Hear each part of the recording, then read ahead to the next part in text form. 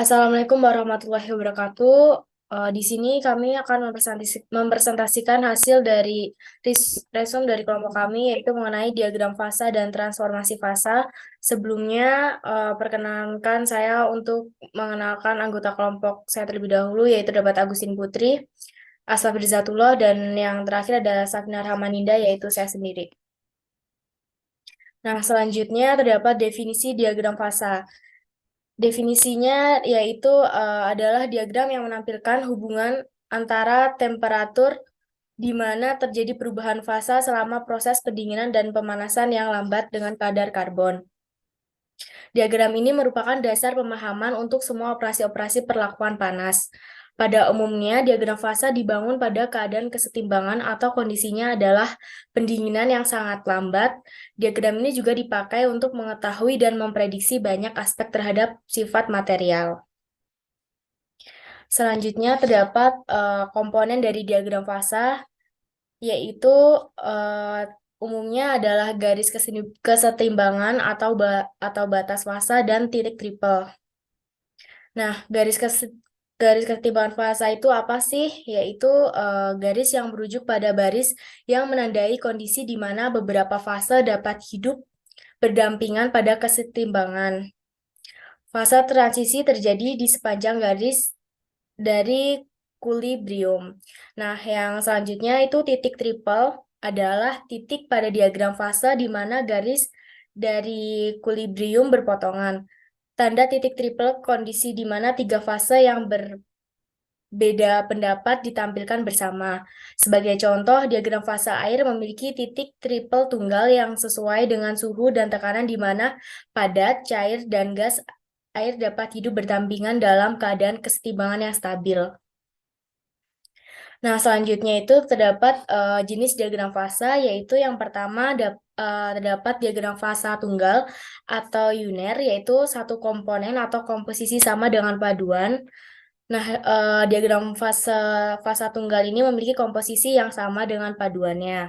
Misalnya itu timbal dan timah. Yang kedua terdapat diagram fasa biner atau dua komponen unsur dan temperatur. Contohnya itu pada paduan kuningan yaitu terdapat kuprum atau tembaga dan zinc itu atau seng dan kuprum dan nikel. Dan yang ketiga terdapat diagram fasa ternar yaitu tiga komponen unsur dan temperatur. Contohnya itu paduan stainless steel yaitu terdapat besi, kromonium dan nikel. Nah, selanjutnya akan dilanjutkan oleh teman saya.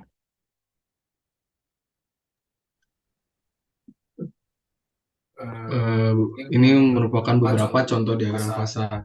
Ya, yang pertama, jadi contoh dari diagram fasa itu ada tiga. Nah, yang pertama ada diagram fasa Fe 3C. Fe itu merupakan jenis dari logam paduan besi dan C itu merupakan karbon. Jadi pada contoh yang pertama ini, diagram kesetimbangan fasa Fe 3C adalah alat penting untuk memahami struktur mikro dan sifat-sifat benda karbon. Nah, pada contoh ini, karbon larut di dalam besi dalam bentuk larutan padat hingga 0,05%. Nah, berat pada temperatur ruang. Nah, baja dengan atom karbon terlarut hingga jumlah tersebut memiliki alfa ferit pada temperatur ruang. Nah, pada karbon yang lebih dari 0,5%, 0,05% akan terbentuk endapan karbon dalam bentuk hard intermetallic stoichiometric kompon, nah, yang dikenal sebagai sementil atau carbide. Nah, selain larutan pada alpha ferrite yang sudah saya sebutkan tadi, dalam pertimbangan ini dapat ditemukan juga temperatur ruang yang terdapat pada fase-fase penting lainnya, yaitu ada delta ferrite dan juga gamma austenite. Nah, selanjutnya ada diagram fasa CUAG yang dimana pada fase sistem CUAG ini mendapatkan tiga daerah yang terdiri dari fase eh, dalam ada tiga fase. Yang pertama fase A adalah daerah yang akan yang kaya akan tembaganya. Nah, fase ini biasa disebut dengan solid solution yang memiliki atom perak sebagai solut dan memiliki struktur FCC. Nah, fase yang kedua memiliki struktur kristal FCC, nah tetapi dengan atom perak sebagai solventnya dan atom tembaga sebagai solutnya. Nah, pada temperatur tertentu juga fase yang pertama dan fase yang kedua dapat terdiri dari 100% solvent atau tembaga murni atau perak murni juga. Nah, pada fase yang kedua tadi terdapat kelarutan masing-masing yang terbatas pada garis BEG pada diagram fase. Jadi, garis BEG ini membatasi kelarutan maksimum solut pada masing-masing fase untuk fase yang pertama dan fase yang kedua. Nah, yang ketiga, next slide.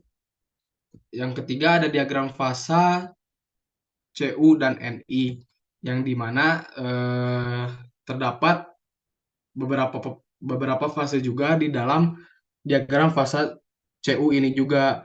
Ada fase liquid L yang terdiri dari CU dan Ni dalam liquid. Nah, fase ini adalah substitutional solid solution dari atom Cu dan Ni serta memiliki struktur kristal FCC. Dari diagram fase tersebut dapat terlihat pada temperatur di bawah 1080 derajat Celcius, Cu dan Ni dapat membentuk solid solution pada sembarang komposisi. Nah, fase yang diberi nama dengan huruf Yunani menunjukkan fase solid solution dari paduan logam. Nah, untuk titik potong dari titik lebur masing-masing bahan murni untuk diagram fase CWN ini pada temperatur 1085 derajat Celcius yang bersesuaian dengan komposisi 0 WT persen Ni. Nah, lanjut. Ada definisi transformasi fasa. Ini tuh merupakan transformasi fasa. Nah, jadi transformasi fasa adalah suatu pembentukan sebuah fasa baru dengan perbedaan pada komposisi dan struktur kristal yang berbeda dengan bahan induk. Nah, fasa suatu yang keadaannya yang berbeda baik secara fisik, magnetik maupun kimiawinya. Oke, selanjutnya adalah jenis transformasi fasa.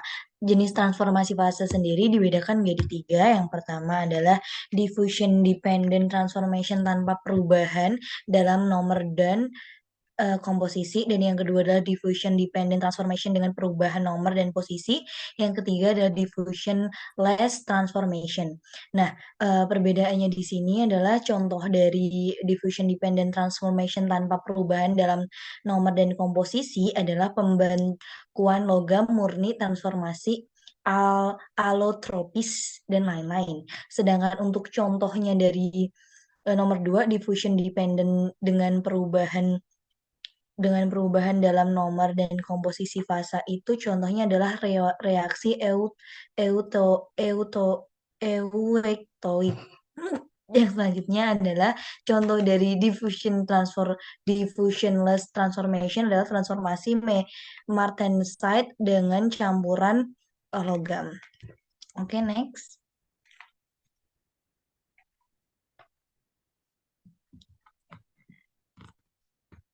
Next. Oke. Kemudian di sini ada diagram transformasi isotermal. Diagram pengertian dari diagram transformasi isotermal sendiri adalah diagram plot suhu terhadap waktu, biasanya pada skala logaritmik. Dengan diagram transformasi isotermal ini hanya berlaku untuk satu komposisi bahan tertentu, dan hanya jika suhu di dua konstan selama transformasi dan secara ketat dengan pendinginan cepat ke suhu tersebut. Diagram ini dihasilkan dari persentase transformasi dengan pengukuran waktu dan berguna untuk memahami transformasi baja paduan pada suhu tinggi. Diagram ini juga digunakan untuk mewakili kinetika transformasi untuk baja, dan juga dapat digunakan untuk menggambarkan kinetika kristalisasi pada keramik atau bahan lainnya. Diagram waktu suhu ini juga untuk pengetesan yang digunakan untuk logam. Oke, next.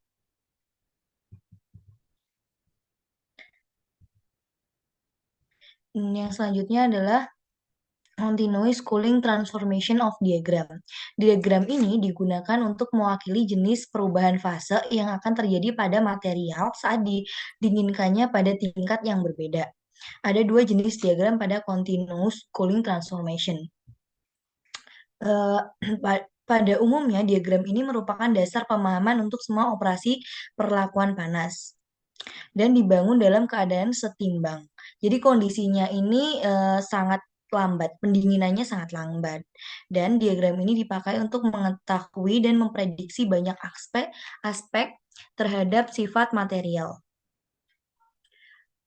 Dan yang seperti yang saya jelaskan tadi, ada dua jenis pada diagram continuous cooling transformation. Yang pertama adalah tipe 1 ini adalah plot yang dimulai dengan titik awal transformasi. Itu pendinginnya dengan fraksi transformasi tertentu dan diakhiri dengan suhu akhir transformasi untuk semua produk. Sedangkan tipe kedua ini adalah plot yang dimulai dengan titik awal transformasi, pendinginan dengan fraksi transformasi tertentu dan diakhiri dengan suhu akhir transformasi semua produk terhadap laju pendinginan atau diameter batang spesimen untuk setiap jenis media pendinginan. Okay, next.